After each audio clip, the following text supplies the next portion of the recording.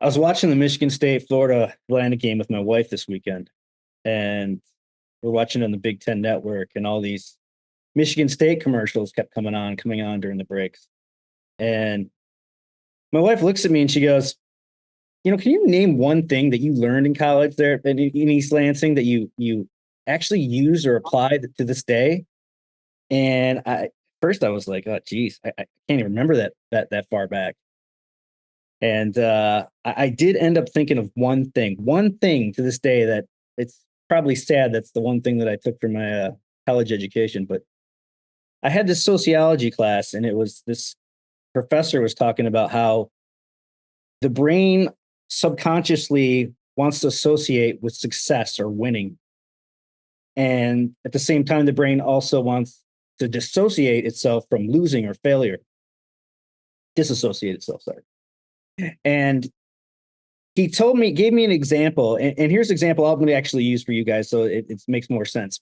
When you listen to your friends talk about their teams that they're affiliated with, listen very closely to see if they say we or if they say they about their teams.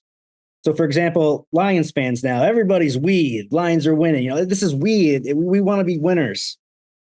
5 years ago, I can say some of those guys that I know saying that now that are like, they man off. They suck. They suck. The brain wants to be a winner. And that's what it comes down to.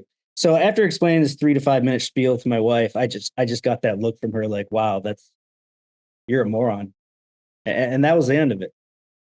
So on that note, welcome to episode 1 of the Flying Octopus podcast. There's a reason behind this, guys. Don't worry. I'm not totally crazy yet. My name is Evan Saber, and I'm joined here with my co-hosts Tony Wolak and Devin Little. And guys, this is it, man. This is episode number 1, and it's crazy. I'm excited. I'm nervous. I'm everything. I think everyone should be when they're starting up a show, but I can't thank you guys enough to be here with me. It means a lot. Obviously, we're a Red Wings themed podcast that will offer what Tony likes to call a new and unique perspective on Red Wings hockey. And Tony will get into that in a minute here. But the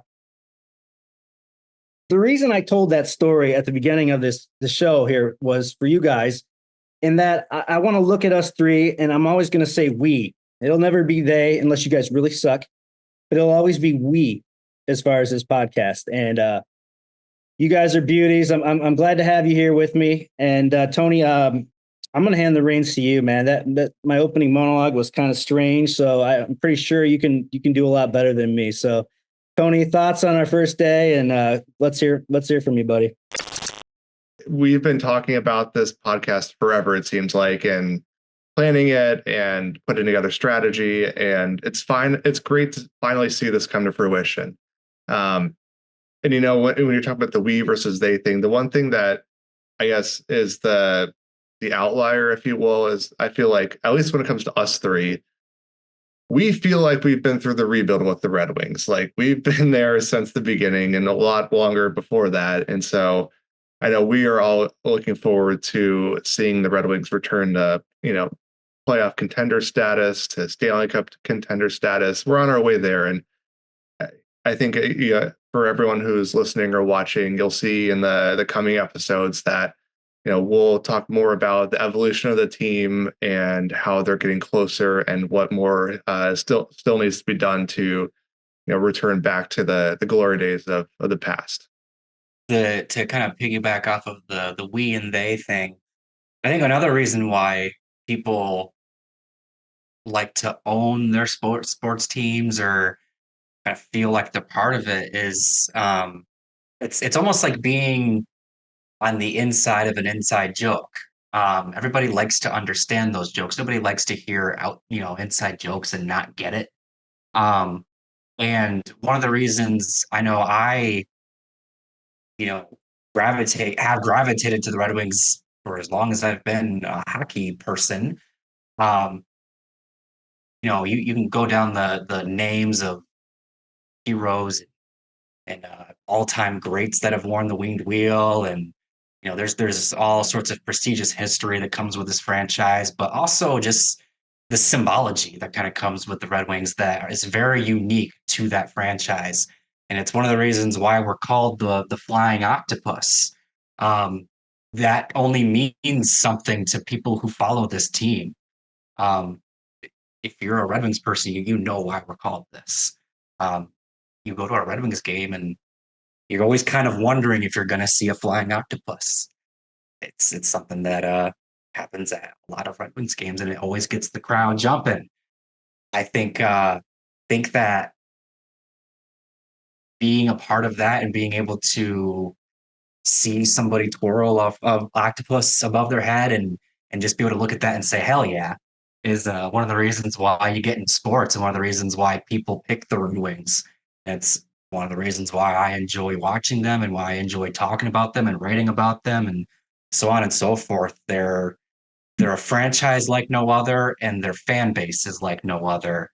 And for all of those reasons, I love being on the inside of the inside jokes I referred to in terms of just all the things that make the Red Wings the franchise they are. Before we get started here, I forgot to mention where to find us, and that's probably one of the things you want to do when you're starting a show is letting people know where they can find you.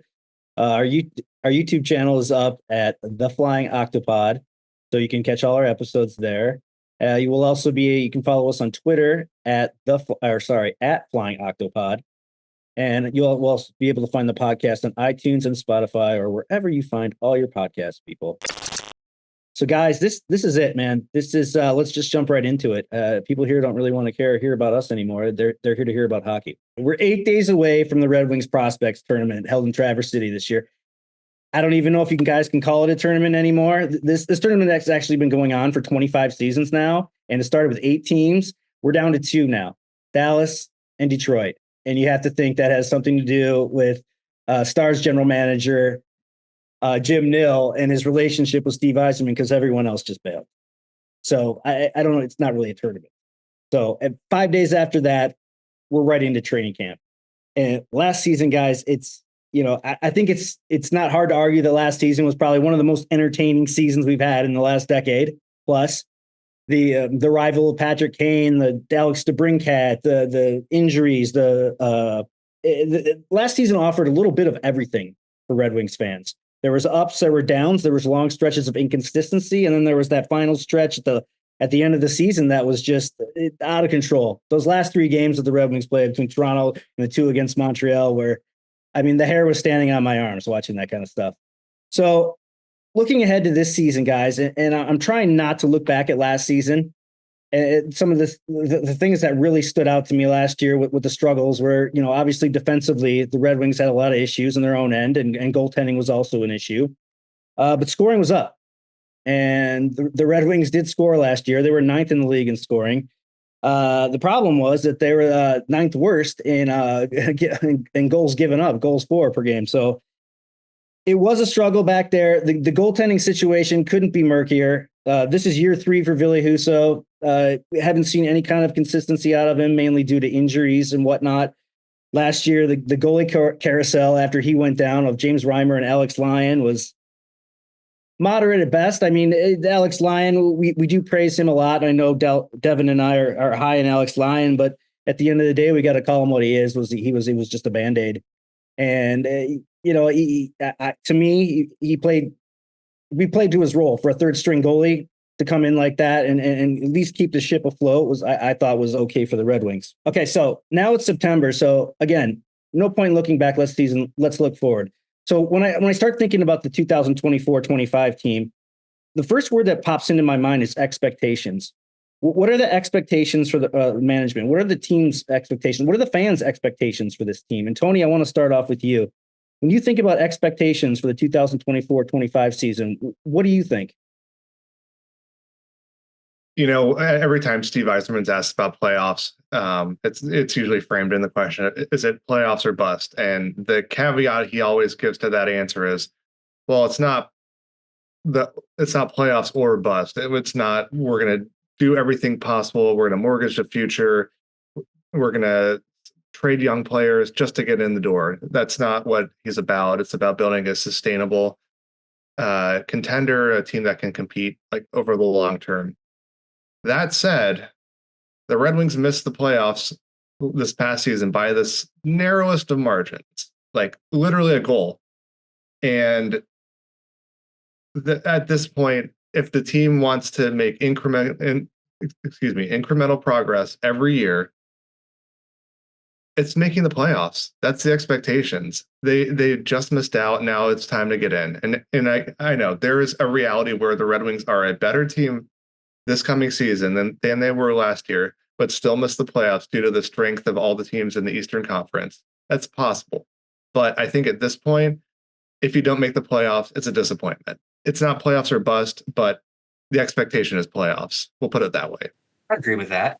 I think you have to enter this season fully expecting to make the playoffs, setting that as the expectation, like you said. While also, you aren't going to say this in the locker room. If the coaches are saying this in the locker room, they should probably not be the coaches. But privately, behind closed doors, you do have to acknowledge those factors that would lead them to be a better team, but not a playoff team. It is a very competitive Atlantic Division. The top 4 teams that have been the top 4 teams for like the last 5 years, if not longer, are still going to be pretty good. The Buffalo Sabres and the Ottawa Senators that are kind of in the same tier as the Red Wings, they should be getting better. They're kind of thinking the same thing the Red Wings are thinking. And then the Montreal Canadiens, they only have maybe 1 or 2 years left of being the presumed bottom feeders. So that's just the Atlantic Division. We're not even going to talk about the Metropolitan Division, but they factor into the playoff race too. So it's one of those things where, yes, goal should be the playoffs, and they should be disappointed if they don't make the playoffs. And depending on how if they don't make the playoffs, how they don't make the playoffs, what the circumstances are, there might be consequences one way or another. But it's you don't operate in a vacuum. I do think this year's team is going to be better than last year's team. I think it's a more well-rounded team. I think you'll see growth from the Luke Raymonds, the Moritz Seiders. I think adding Simon Edvinsson and maybe a few other kids will help out as well. And then obviously a full season of Patrick Kane and Alex DeBrincat, and hopefully Dylan Larkin has a fully healthy season. All of that will help. But it's one of those things where darn near, if not all 32 teams enter the season saying we're going to make the playoffs. Some are a bit more realistic about that than others, but only 16 teams do. And for the most part, even before a second has been played of the season, I'm going to say like 12 of those spots are already you can kind of pencil them in. So there's only 4 spots, and 18, 20, 20 teams to vie for them. I don't like that math. Devin, you mentioned a couple of kids getting a couple of kids on the roster. I'm curious, who do you think has a shot at making the team that, may not currently be on the NHL roster? At least from my perspective, like the NHL roster is kind of set. There's 12 forwards, there's 8 defensemen, there's 3 goalies. Like I have a theory about the whole goalie situation, and we can get to that in a minute, but it would be kind of hard, minus injuries, for someone to break through and make the team over someone who's already entrenched there. But are there any players in particular who you think have a strong shot? Well, outside of Albert Johansson for waiver reasons, and you can lump Jonathan Bergen in there as well, I'm looking at Marco Kasper. I'm looking at Carter Mazur as kind of my front runners to make things interesting in terms of roster decisions start of the season. And I'll throw Nate Danielson in there as well. He obviously was very impressive in last year's training camp and preseason. He followed that up with a really strong season in the WHL. Kasper and Danielson are both first round top 10 picks. You expect those guys to start kind of making things interesting sooner rather than later.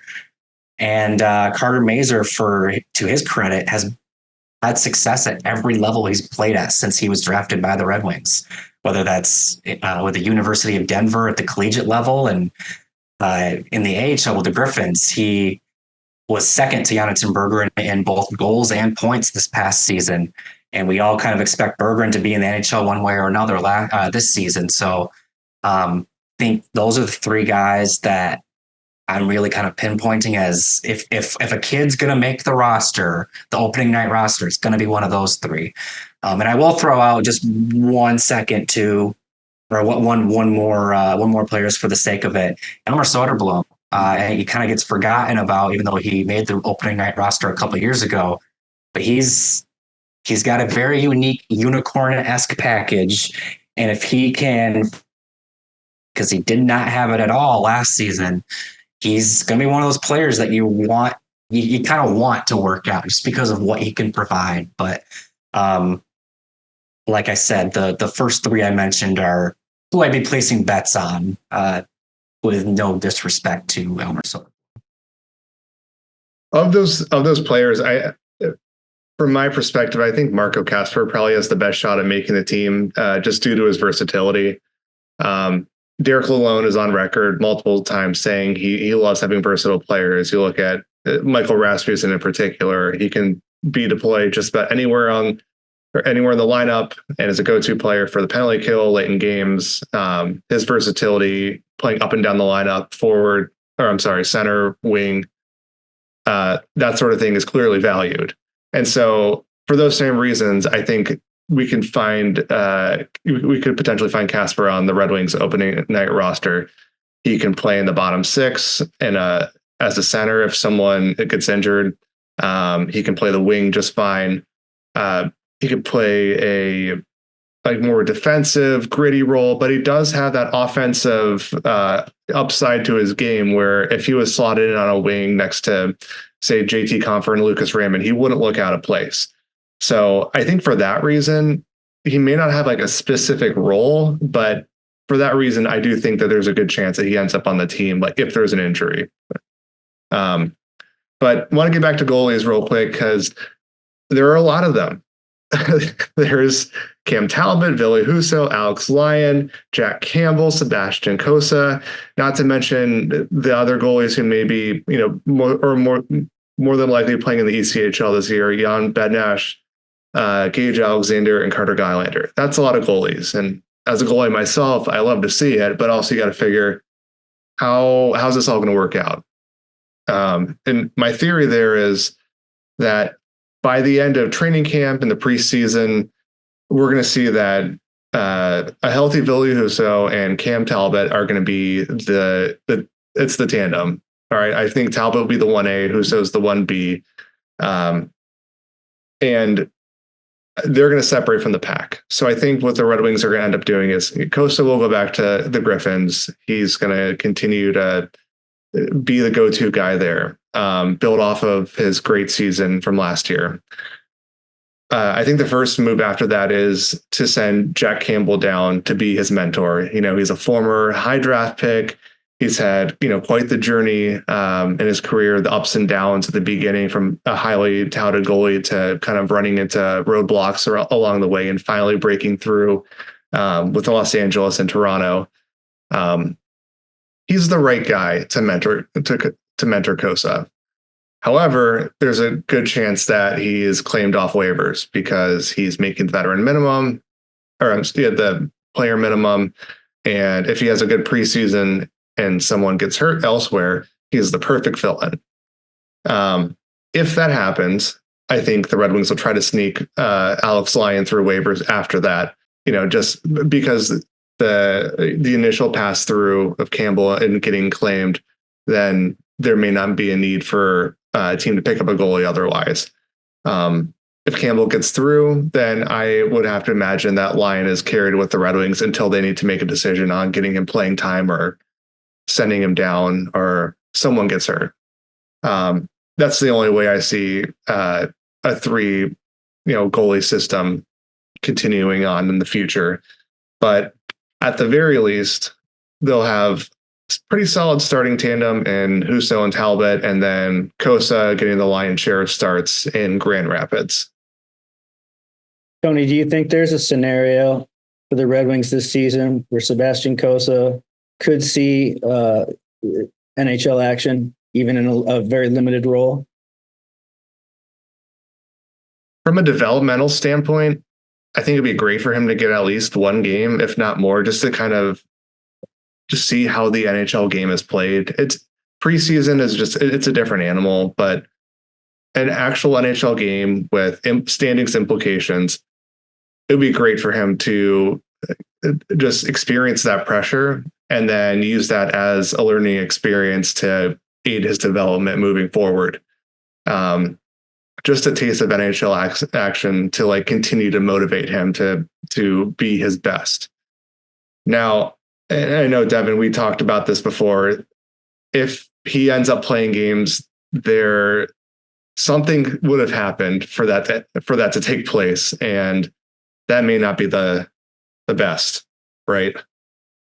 Costa's in a weird spot, at least in terms of where the Red Wings are and where he's at.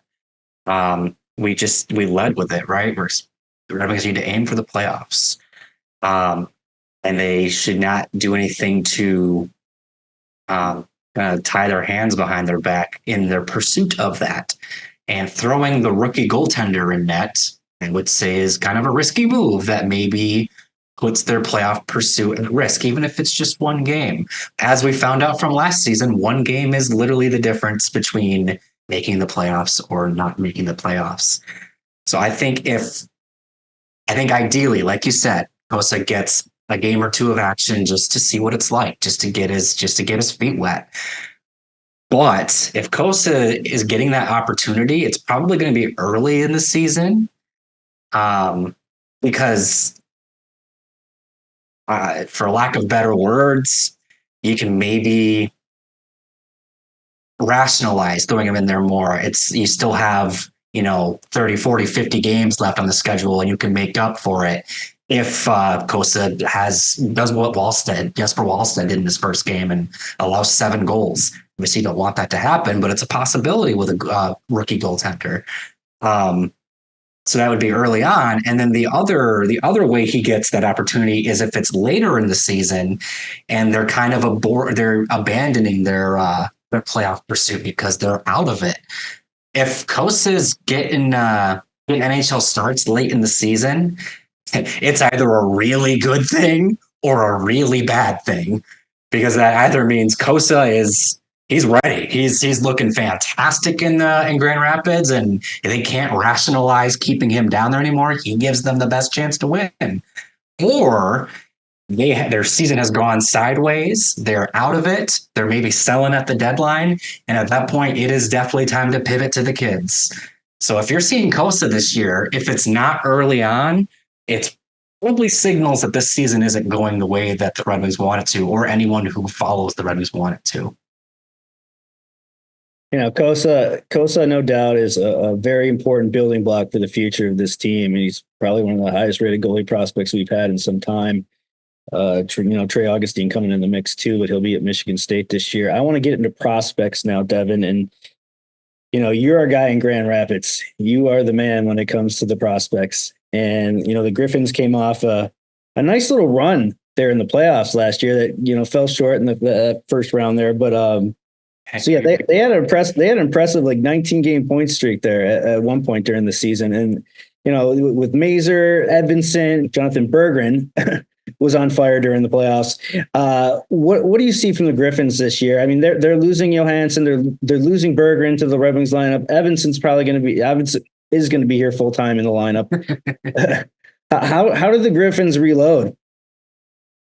Well, I think it's going to be another exciting year in Grand Rapids. I do think that despite all of those graduations, they are still positioned quite well. We'll focus on the blue. I want to focus on the blue line here because, like we kind of mentioned before, there's a group of forwards that can maybe make things interesting in Detroit, but realistically, one of them maybe has a shot, and the rest of them, unfortunately, are probably going to have to wait their turn. On the blue line, there is going to be that turnover that you mentioned, and I think that the two guys are really positioned for a big year in Grand Rapids to take a big step forward are William Wallander and Shai Boom. Both second-round draft picks. Wallander was in 2020, the first pick of the second round, in fact. And Shai Boom was the 36th pick of the 2021 draft. They're both Wallander played his first AHL season last year. Was mostly on the second pairing. Was kind of like a mini Edvinsson. Played a very similar role, but not as prominent. They're force feeding Edvinsson a lot of minutes last year. They're kind of easing Wallander into it. But I think Wallander now, I said mini Edvinsson, he kind of ideally slides into the Edvinsson role this year. He's going to be the top guy on the power play, top left-hand defenseman on the top pairing. Ideally, you want him playing a lot of minutes and looking really good and doing good things at both ends of the ice. This is, like I said, he's a 2020 draft pick. That was a while ago, guys. I think you're at a point now where you want to see him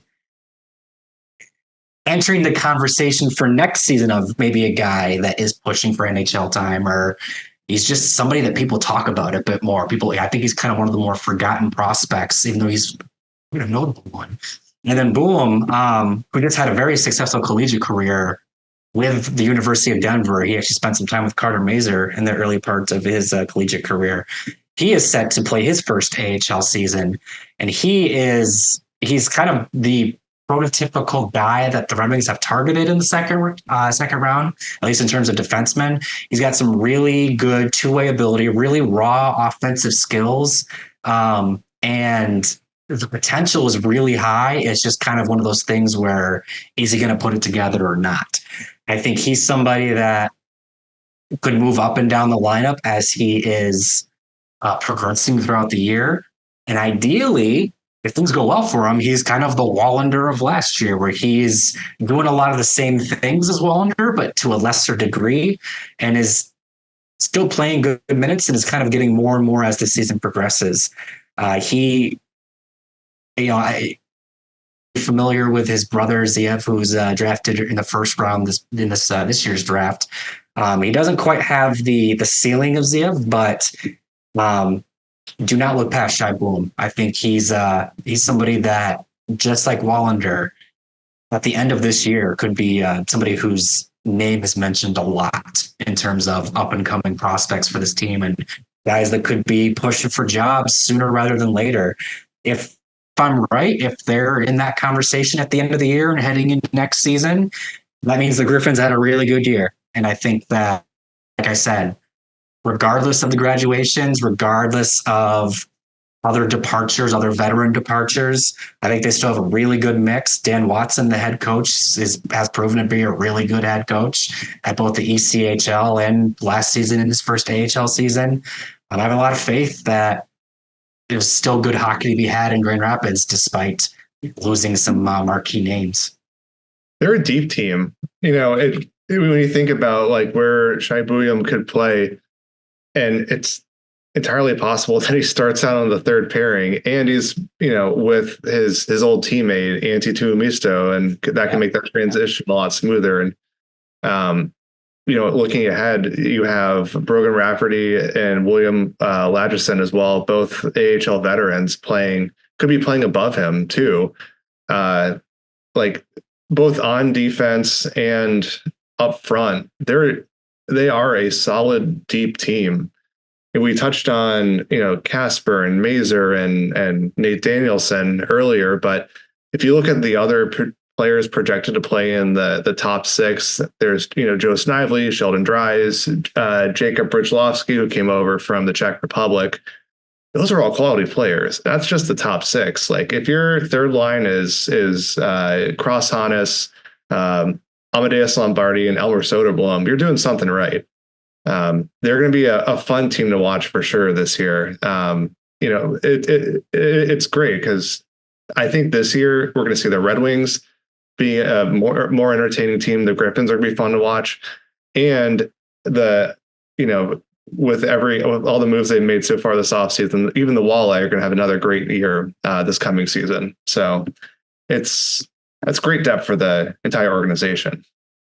And I'll throw out too, ultimately, it's a sign of a healthy organization when you are seeing guys climb up through the pipeline and eventually graduate. That's the point of rebuilding. It's not a bad thing that they're going to lose Edvinsson. It's not a bad thing they're going to lose Berggren. That's what you want. That's proof that the rebuild is working. And I think that to be able to send those guys to the NHL and then just reload immediately, that's proof that this Iser plan, this rebuild is moving in the right direction. Because when the well dries up, that's when you need to start rebuilding, or at least when you start need to considering it. But as long as the well is flowing, it means that you've got a stock cupboard, and that means that you should be able to produce quality NHLers for a while, honestly. Well, guys, I want to shift gears here for a minute. And Devin, you we're talking about the rebuild here. Let's address the elephant in the room here. Moritz Seider, Lucas Raymond. I mean, these are the pillars of the future.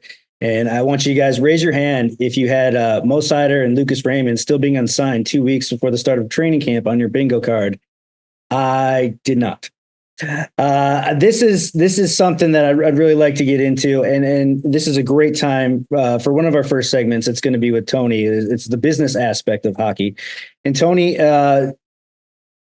why are these two still unsigned? Why is it almost past the first week of September and two of the most important players on the team are still unsigned?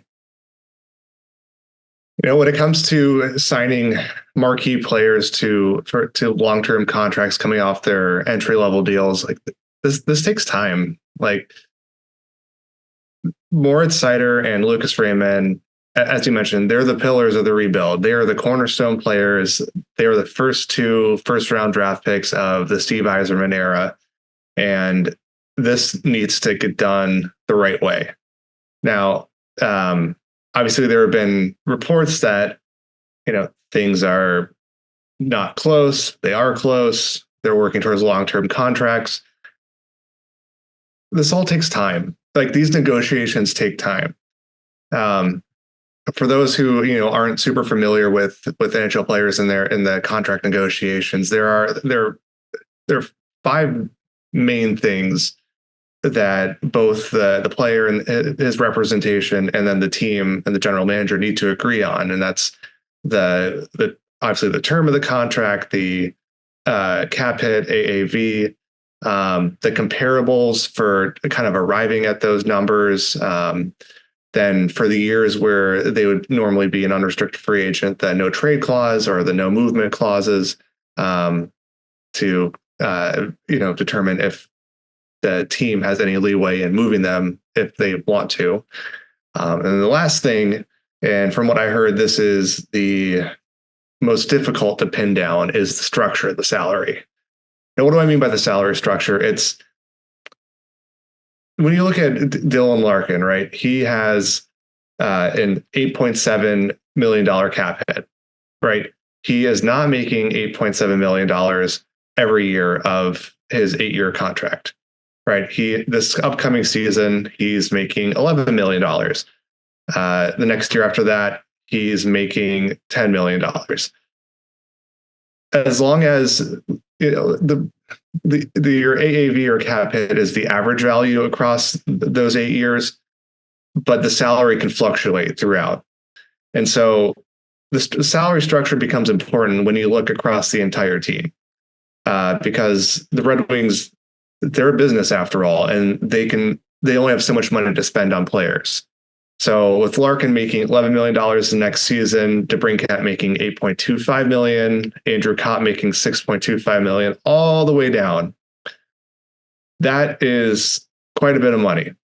And the Red Wings may not be able to afford paying, Moritz Seider and Lucas Raymond a front-loaded contract where they want, $11 million up front in the first year of their deal, and it kind of trends down after that. If it's a signing bonus, that's a one-time lump sum as opposed to the salary spread out throughout the season. So Yzerman and other general managers, it's not just about fitting things under the salary cap. It's also staying within the budget allotted by ownership for team salaries. When it comes to the Red Wings, sure, the Ilitches could always Yzerman could go to the Ilitches and say, can we have more money for player salaries? But I don't think that he's the kind of do that. He sticks to his plan. We all know that. And he's going to get things within budget. to help the organization be more sustainable, help them be a financially sound organization, and make sure that their cash flow is not all out of whack because of player salaries throughout the season. So again, remember, this is a business after all, and these are some of the minutia that Yzerman needs to figure out during these contract negotiations. It's not just about cap hits. There's a whole lot more that goes into it. And that's why these things can take, quite a bit of time. We saw the Seth Jarvis deal that he signed with Carolina this week, 8 years, $63.2 million. A lot of people on Twitter are saying that could be the comparable for Lucas Raymond. What are your thoughts on that? He was one of my top comparables in my contract model for Lucas Raymond, both kind of similar pedigrees, similar production. I had Lucas Raymond making a bit more than that, but if Seth Jarvis signs for less than $8 million per season and had some of that money deferred to lower the cap hit, then maybe Lucas Raymond's contract will be a little lower than expected, and that's a good thing for the Red Wings, especially if it's a long-term contract. Where do you see Moritz Seider coming in? And second part of that question, do you think we're going to see a bridge deal with either of these two, or that you think it's going to be long-term for both? I'll start with the second part first. I think it's going to be a long-term for both. The players don't have a ton of leverage in this. If it was, if they had signed a 1-year deal or a 2-year deal, and then we're talking about the contract after that, there's a little bit more leverage there because arbitration comes into effect at that point. But I think it's going to be a long-term deal. Again, these are the cornerstone players. Yzerman already signed Larkin to an 8-year deal. I don't see why that couldn't be the case for Seider and Raymond as well. As for the contract projections, my model had Raymond at 8 years and $8.125 million, and then Moritz Seider at 8 years and $8.5 million. And then Brock Faber signed for that same amount, which kind of validated a little bit because he was a good comparable there. Do you think there's a possibility? I agree that the goal is going to be long-term for both. But do you think that there's a chance that they're not matching 8-year deals? Because I can imagine that there's maybe a lack of desire to do this again in 8 years where they're both up for new deals. I think that maybe it would be advantageous to give one of them a 7-year deal and the other one an 8-year deal, just so that way you don't have your two pillars up for new deals again when, assumingly you're in an even tighter situation cap wise, because at that point they're probably contending long-term deals on their books and forced to make a really tough decision. Whereas they wouldn't be if you're able to take care of one this year and then the other one the next year.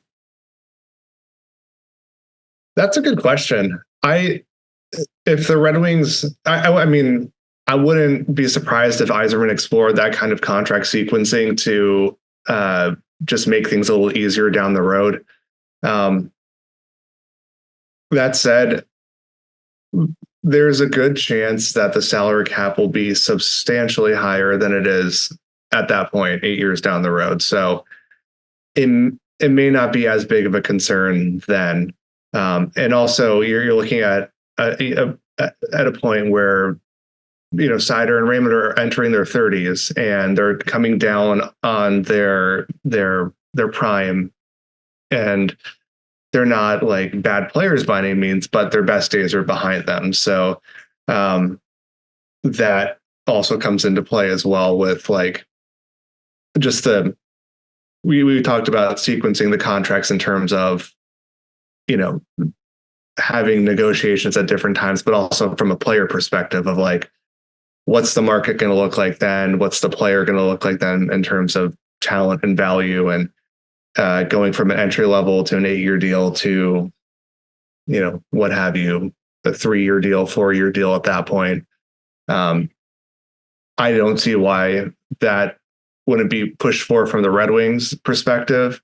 But from the player's perspective, again, the agents are trying to maximize the lifetime earnings of the players. It's a rare circumstance for you to be making millions and millions of dollars these days, and their agents want to set them up financially and securely, moving into the future. So as much as they can, they'll push for something that's advantageous, like pretty much what like William Nylander and Mitch Marner and Austin Matthews did in Toronto, where they didn't have leverage apart from being great players, but they got very, very player-friendly contracts immediately after their ELCs, and then signed even bigger contracts after that.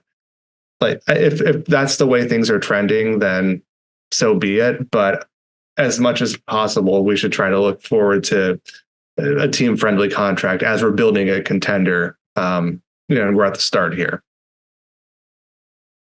Saw a tweet yesterday, Moritz Seider and Lucas Raymond training over. It looked like they were still in Germany. Do Red Wings fans have any reason to worry about these negotiations? It seems like everyone's up in a panic. I personally do not think we're at a point of concern at all. What are your thoughts on that, guys? Because every tweet I see out on Red Wings, there's people, fans are screaming, "Where's Mo? Where's Raymond? Where's Mo? Where's Lucas?" So, it's fine. There'll be a training camp. My guess is the deal will get done a day or two before training camp starts, and their agents are going to try to squeeze the most out of the Red Wings as possible, which is their goal. But they'll just try to run the clock down as much as possible to, have a tiny bit of leverage there. But no, I'm not really worried about that.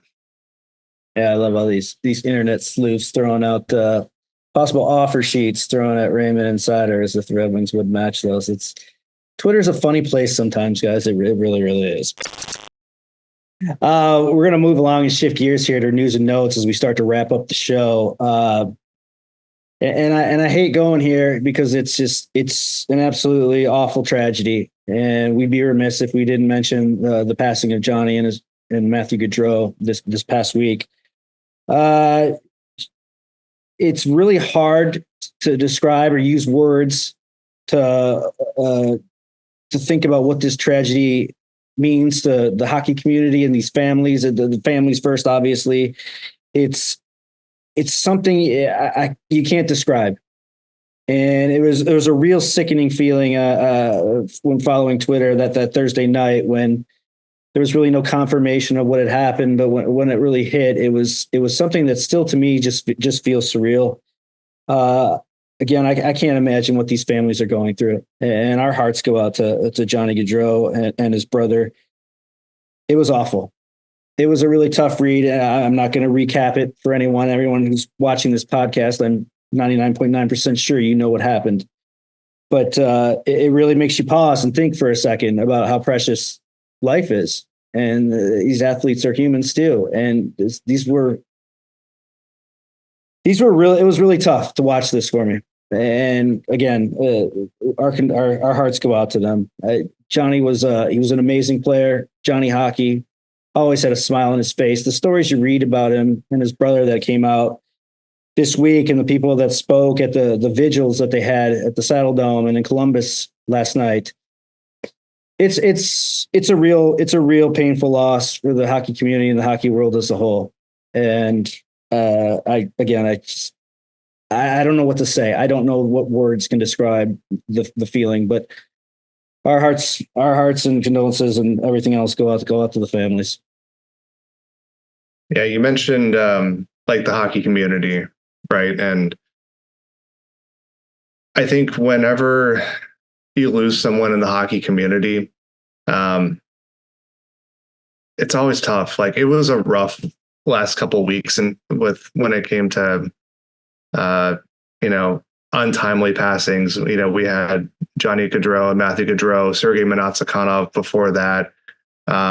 Thursday, it was announced that former Red Wing Larry Trader passed away. It's been a tough last couple of weeks, and I think what makes it tough is we are a community. The hockey community is a real thing. And for those who had the opportunity to play the sport for a living and be a part of everyone's lives, whether you knew them personally or not, when they're gone, it's a shock. And it's something that's, like Evan said, it is surreal at first, but it's just a sad thing. Even if you never had met the person, you knew them in a way. Whether it was someone like Johnny Gaudreau here, like watching on TV, or if it's someone who played the game a long time ago, like Larry Trader, it still hurts. And like someone like Larry Trader who played, back in the 70s and 80s. I didn't know him, but I knew of him. He was actually part of like a really long, strange trade tree with the Red Wings that kind of reflected their evolution from like the Dead Wings era into the powerhouse contender that they became. Like, go look it up on HockeyDB. Like, the Red Wings drafted him, eventually traded him to the Blues for a defenseman named Lee Norwood, played for the Red Wings for like 5 seasons in the 80s. Dealt him to New Jersey for Paul Eisebart, who played in the late 80s, early 90s with the Red Wings. Traded him 1-for-1 for Aaron Ward, who, today's Red Wings fans know as, the University of Michigan star, played, for 2 Cup winners. Red Wings traded him right before they won the 2002 Cup. When they did that, when they traded him to Carolina, they got a 3rd-round pick back, or maybe it was a 2nd-round pick. That turned into Yuri Hudler, who won another Stanley Cup with the Red Wings. So if you look at like where things started and where things ended, it really did show the overall trajectory of the franchise. And for all the players who have been a part of that franchise and community throughout that time period, it's like, you don't know them, personally, but of them, that they're part of the community, that you're also part of. It goes back to the we versus they thing we were talking about at the beginning. And whenever someone in that community is gone, then, we can't help but feel like sad that a part of our community is gone too. Yeah, I agree. And honestly, I don't have a whole lot to add. I think you guys really hit all the notes. It's a really heavy subject to talk about. I was 3 years old when Vladimir Konstantinov and Sergei Monastikov were in that tragic car crash that we know what happened. So I was a little too young to really appreciate the gravity of that event and what it meant for the franchise, what it meant for the hockey community. Obviously growing up and following the team, you start to get an idea of the gravity of that. And obviously to this day, whenever Vladdy's in the building, people roar for that man, and deservedly so. Where I'm going with this, and I guess it's unfortunately topical because of Monatsikov's also his passing as well.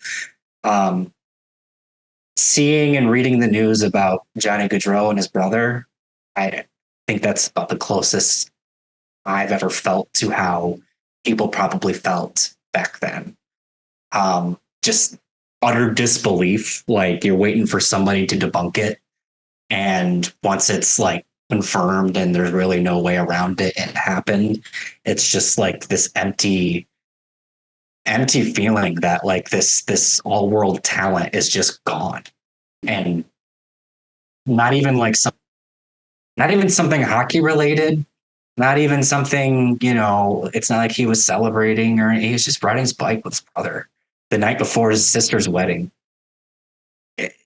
Senseless drinking and a senseless drunken driver killed them and took them from the hockey community. And it's like I said, it's one of those things where you almost get whiplash because what do you mean they're gone?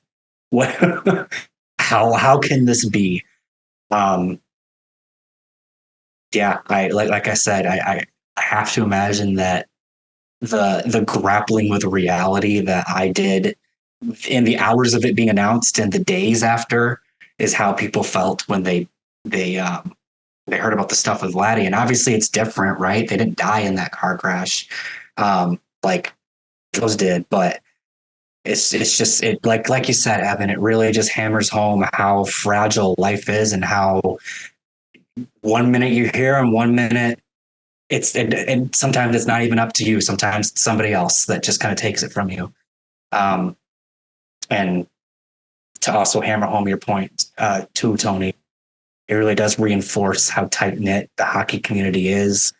As much as we all, pick our sides and have our favorite teams, our least favorite teams, and we have fans we maybe like better than other fans and whatnot. At the end of the day, it is one giant community, and it's unfortunate that sometimes it's tragedy that brings us together. But boy, did the hockey community really feel united over the last week, for better or for worse. Yeah, it's a tragedy that's going to linger for a long time.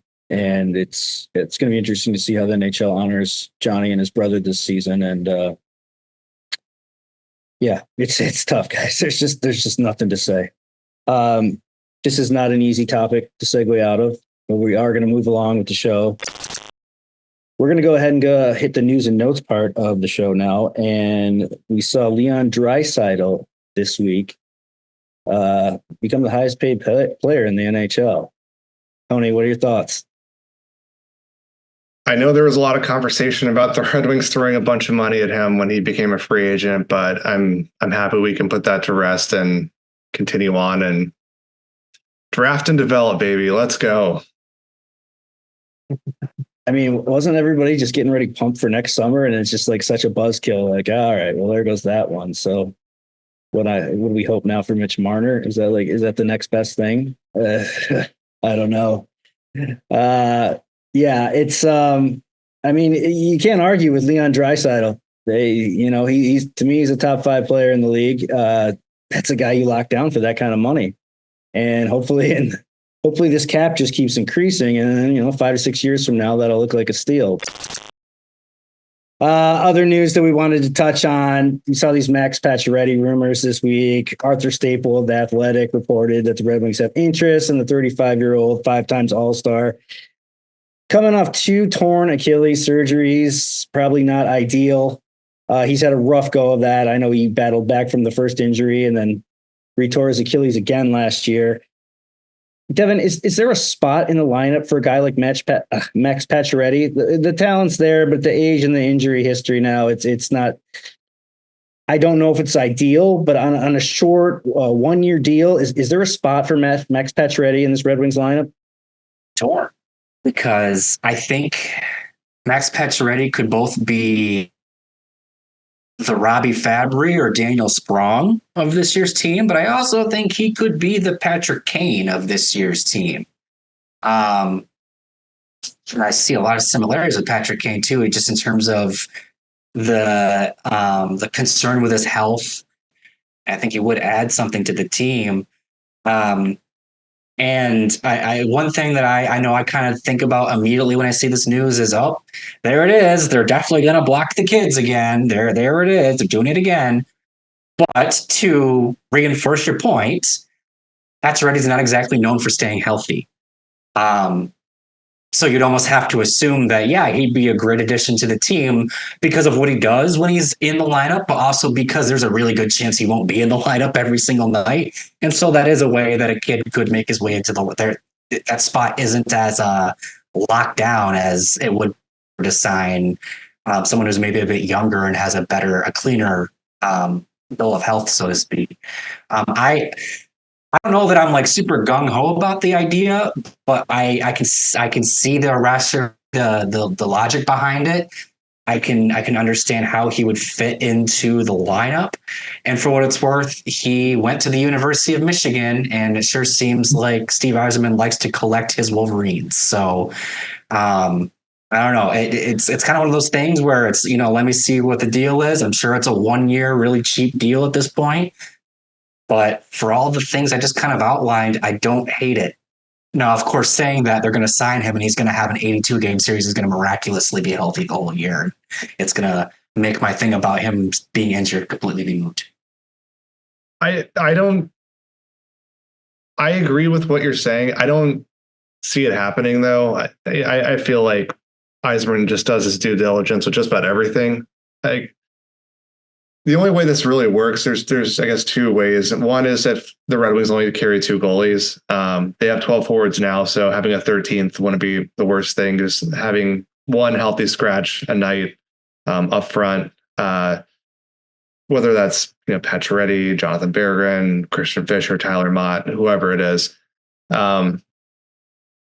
or and this is a little bit more far fetched, but if the Red Wings trade a forward and a defenseman, or just move a forward in any way, then bringing in Pacioretty to fill that spot. Now, regardless of if how he would join the team, if Pacioretty does join the Red Wings, they do have an open spot on their second power play unit in the bumper role with Fabry and Daniel Sprong gone. Yep. So plugging him in there would be a pretty solid addition, in addition to playing fourth line minutes probably. I just don't think he's the right fit in general, given the current construction of their roster, and maybe a deadline acquisition, but not right now. And I will throw out too, it almost, if they make this move, I think that the widely accepted idea of what the lineup is going to look like may need to be shaken up a little bit, because from what I'm seeing from a lot of people, the expectation is that the Wings are going to have two scoring lines, the top six, and the bottom six is going to be very defensive. It's going to be kind of mostly just, two-way checking forwards and Berggren in there somehow. But if you bring in Pacioretty, that's somebody for Berggren to play with. And then you're going to have three scoring lines because you got to get Pacioretty in there somewhere. In which case, this idea of we know what the lineup is going to look like. If they're bringing in Pacioretty, I don't think we do. And I would even argue that without Pacioretty being part of the equation, I don't think it's as locked in as some folks out there seem to think it is. I'm going to claim clickbait here. That's what I'm going with. I think we need a big horn that just says clickbait when we read things like this. There's nothing going on in the news, and let's throw Max Pacioretty to the Red Wings. Another thing we really never touched on, the only way I could see Max Pacioretty in this lineup is if Jonathan Berggren's moved, and we haven't really touched on the fact that Berggren hasn't been signed yet, and also 2 weeks away from training camp. So I've given this hot take before, and I still think it's spicy, but I could see Berggren being moved before or after training camp for the start of the season. That's just my position right now. I think there's something else there. I think maybe he can help Stevie Y land a right-handed defenseman as training camp progresses and as we get closer to the season. I don't know where his role fits, but the Pacioretty thing, that's a no-go for me. 2 torn Achilles, that's just not going to happen. I just don't see that happening in Detroit. Something that's not clickbait, though, and as we move on to our next subject, our 2018 first-round draft pick, 6th overall. God, were we excited about him when it came. Philip Zadina has now officially left the NHL. There was talk out there from his agents throwing things around, saying teams were interested, and that just didn't look like it happened to be the case. He's going to Switzerland, guys. Signed a 2-year deal with HC Davos of the National League on Monday. I gotta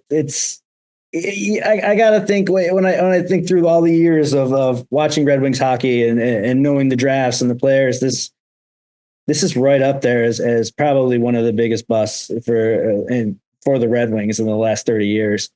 And I'm not going to say that I thought that he was the wrong selection. I think everyone in Hockeytown was pretty fired up when they saw him drop to 6. It's hard not to think where the rebuild is.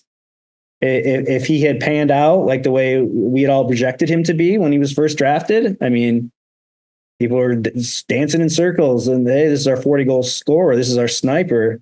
Zadina to me was a one-dimensional player who couldn't create his own shot. He was I thought he was great on the power play with the one-timer, but outside of that, he struggled. He wasn't a great skater. He never performed up to the expectations. And if you told me 6 years ago, oh my God, 6 years, really, it's crazy, that Philip Zadina would be off the Red Wings roster and Joe Veleno would still be here, I would say no way. But that's where we're at. And it's pretty disappointing because, like I said, the expectations were that this guy was going to be our big sniper and going to be the Red Wings' big sniper, and it just didn't pan out. Well, we have Michael Bronson guy guard now, so remember when that 2018 draft went down and they got Philip Zadina at 6th overall, they got Joe Veleno at 30th, they got Jonathan Berggren at 33rd, and they got Jared McIsaac at 36th, and everyone was like, Ken Holland has sauce again. Oh my God. And now, like you said, Veleno's the only four-tier guy that's going to be around for at least another couple of years, and Berggren's fate's kind of hanging in the balance right now. And it just kind of goes to show how core of a spot the Red Wings were in when Yzerman took over, took the reins. Because even the guys that you thought were the best prospects at the time, not panned out. And I do think that I just for my piece real quick on Zadina, I wanted him to work out so badly. Yeah. And it's not even just because of where he was drafted or any of that stuff. It's because after he started to struggle in his second season or whatever season that was, it was immediate. People were jumping down that kid's throat. Oh, I thought you were going to fill pucks with nets. What's going on? Or fill nets with pucks. What are you doing? This kid sucks. And I just find myself gravitating to those types of players because I love when players prove people wrong.